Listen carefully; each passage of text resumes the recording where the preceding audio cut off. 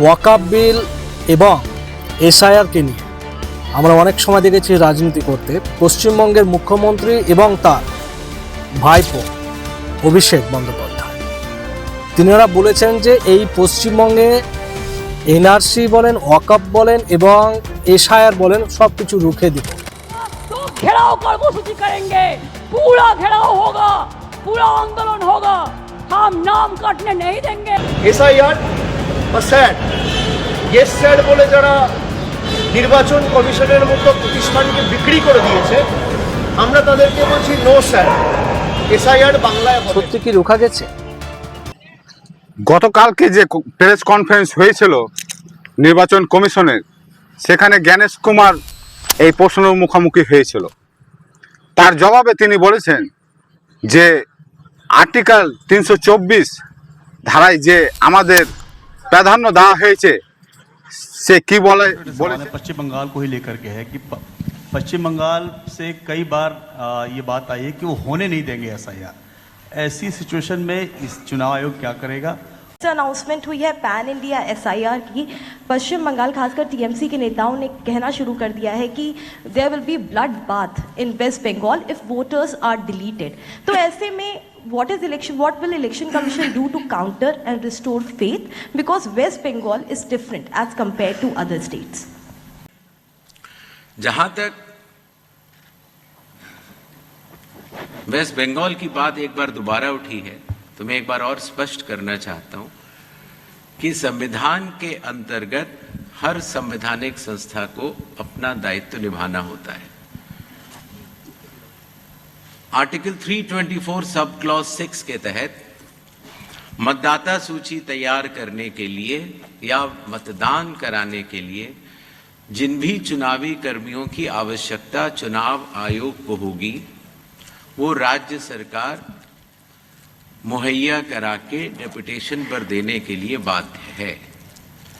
इसी तरीके से कानून व्यवस्था की जो आपने बात की, वो राज्य सरकार की संवैधानिक जिम्मेदारी है और मुझे इसमें कोई भी संकोच नहीं है कि हर राज्य सरकारें चुनाव आयोग की तरह ही अपनी पूरी संवैधानिक दायित्व का निर्वहन करेंगी और करती रही। আমি বলে দিচ্ছি, নির্বাচনের তত্ত্বাবধান নির্দেশনা এবং নিয়ন্ত্রণ নির্বাচন কমিশনের উপর ন্যস্ত থাকবে আর্টিকেল 324 ধারা অনুযায়ী।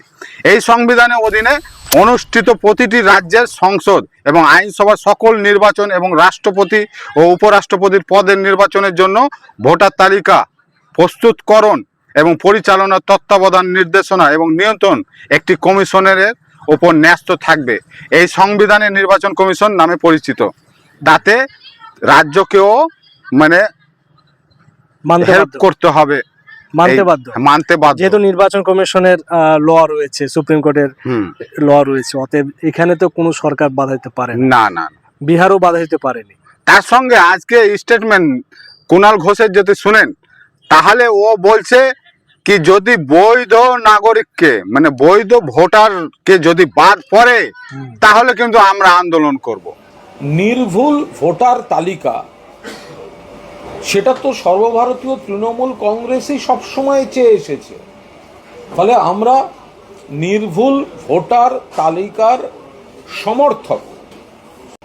একজন জেনুইন ভোটার বা একজন জেনুইন নাগরিককে যদি বাদ দেওয়া হয় বা হয়রান করা হয়, তাহলে কিন্তু তার প্রতিবাদ হবে।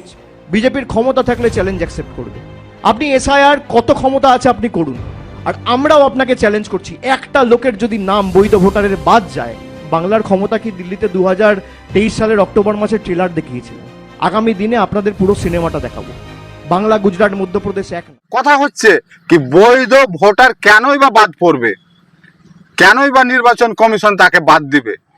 সেরকম যদি হয় তাহলে সবাই আন্দোলন করবে, বিরোধী দল নেতা থেকে নিয়ে যারা শাসক দল তারাও করবে এই পশ্চিমবাংলায়। এটা কি অ্যাকচুয়ালি পশ্চিমবঙ্গে যারা জনসাধারণ রয়েছে তাদেরকে নিয়ে একটা ছিরিমিনি খেলার চেষ্টা চলছে না, একটা মিথ্যার প্রতিশ্রুতি? কিভাবে দেখছেন? অবশ্যই তাদের মাইন্ডটাকে চেঞ্জ করছে যে এটা দেখেন এসআইআর হচ্ছে, কোনো এনআরসি হচ্ছে না, যদিও আমার ভোটার লিস্টে নাম না আসে, তবুও কিন্তু অনেক প্রসেস আছে ভোটার লিস্টে নাম তোলার জন্য, যাদের আসেনি কিংবা যারা বাদ পড়বে, অনেক প্রসেস আছে। আর হ্যাঁ সর্বশেষে তো সুপ্রিম কোর্ট রয়েছে।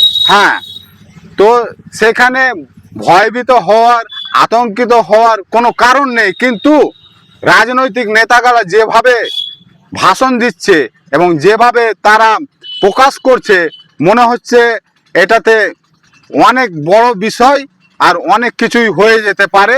তার জন্য কিন্তু জনসাধারণ ভয়ভীত হচ্ছে। এখানে একটা কথা বলার আছে, তিনি যে এই ধরনের কথা বলেছেন, কারণ বিজেপির সরকার, বিজেপির যে অভিলাষ রয়েছে, উদ্দেশ্য রয়েছে, সেই উদ্দেশ্য কিন্তু টার্গেটিং হচ্ছে আপনার মুসলিম কমিউনিটি বা সংখ্যালঘুদের উপরই টার্গেট করে কিন্তু এই সমস্ত কিছু করছে।